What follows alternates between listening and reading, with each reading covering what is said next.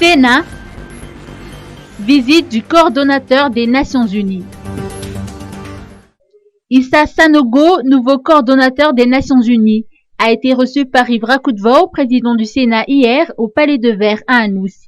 Les deux parties ont discuté de la poursuite et du renforcement de la coopération entre le Sénat et le système des Nations Unies. Issa Sanogo a souligné que l'ONU reste aux côtés des dirigeants et de la population malgache et qu'elle œuvre pour le maintien de la paix et de la sécurité qui sont les piliers du développement. Écoutons ses explications. Notre objectif, comme vous le savez, pour le cadre de la coopération, c'est primo de nous assurer ensemble que le développement de Madagascar se fait sur des fondements stables.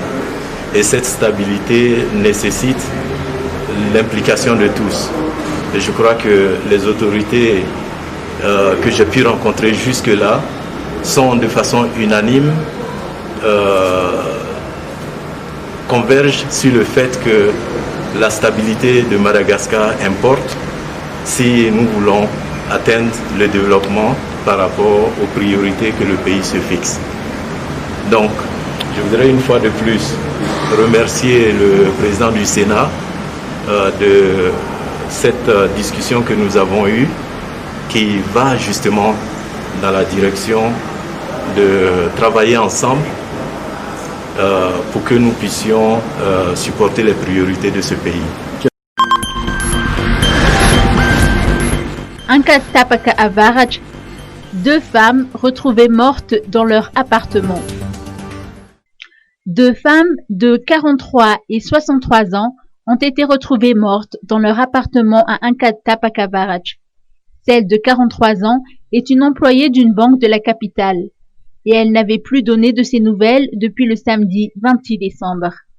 Il a fallu attendre aujourd'hui pour que la police soit informée de sa disparition. Ce matin, les policiers sont intervenus pour forcer la porte de l'appartement, fermée de l'intérieur, que les deux femmes occupaient à Angkat Tapaka Avarach. Les forces de l'ordre n'ont pu que constater leur décès.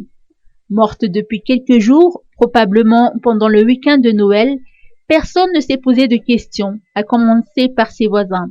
La brigade criminelle de la police a ouvert une enquête pour rechercher les causes des décès.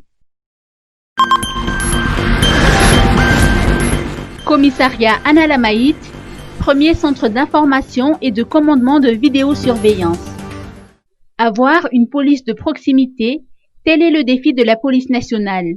Le commissariat du 8e arrondissement de la sécurité publique à Analamaït a été doté d'un centre d'information et de commandement de vidéosurveillance.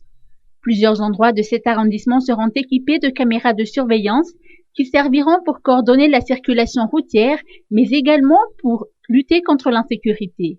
Ces appareils seront opérationnels 24 heures sur 24. Le ministre de la Sécurité publique, le contrôleur général de police Fanmesantou Ranjianarson, a par ailleurs annoncé que les autres arrondissements de la ville d'Antananarive en seront équipés d'ici peu. Affaire Soave Maswange, le père condamné à 3 ans d'emprisonnement avec sursis.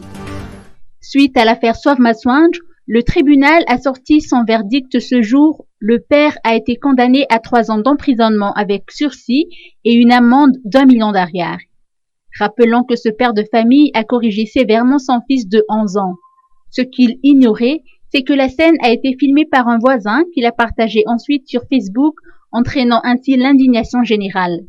Après avoir été recherché par la police, le père s'était rendu au commissariat, puis placé sous mandat de dépôt, où il avait passé Noël.